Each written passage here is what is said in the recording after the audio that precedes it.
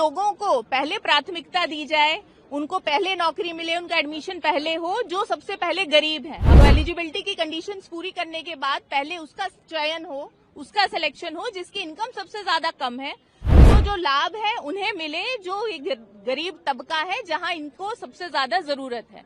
देखिए, आज कोर्ट में सरकार ने जवाब दाखिल करना था जिसमें उन्होंने 4 वीक का और टाइम दिया है। इसमें हमारी डिमांड ये है कि जो ऑलरेडी SC, ST, OBC का जो सेट क्राइटेरिया है रिजर्वेशन का, जातिगत आधार पे जो आरक्षण मिल रहा है, उसको हम चैलेंज नहीं कर रहे। हम जो एक प्रोपोर्शन है, रेशो है, उसको हम चैलेंज नहीं कर रहे। हमारी इसमें डिमांड ये है कि जो एलिजिबिलिटी होने के बाद, चाहे वो सरकारी नौकरी है, कॉलेजेस हैं या यूनिवर्सिटीज हैं जहां पे नौकरी का या एडमिशन का है, तो वहां पे उन लोगों को पहले प्राथमिकता दी जाए, उनको पहले नौकरी मिले, उनका एडमिशन पहले हो जो सबसे पहले गरीब है। हमने एक इनकम का क्राइटेरिया एस्टेब्लिश किया है कि अगर कोई भी कैंडिडेट वहां पे एलिजिबिलिटी को फुलफिल कर रहा है, 1 लाख से लेकर के 7 लाख, 8 लाख, 12 लाख तक की इनकम है, तो एलिजिबिलिटी की कंडीशंस पूरी करने के बाद पहले उसका चयन हो, उसका सिलेक्शन हो जिसकी इनकम सबसे ज्यादा कम है।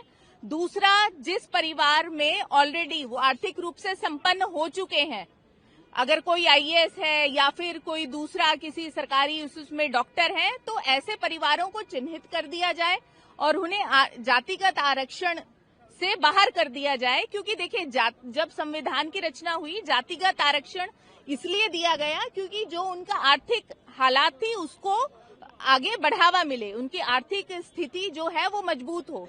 तो अभी 75 साल के बाद भी जहां पे जिन लोगों को मिलना चाहिए वहां पे उसका जो फायदा है जातिगत आरक्षण का नहीं मिल पाया है।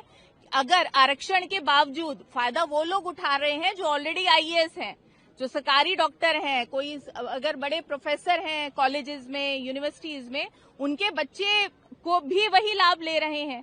तो जो लाभ है उन्हें मिले जो गरीब तबका है।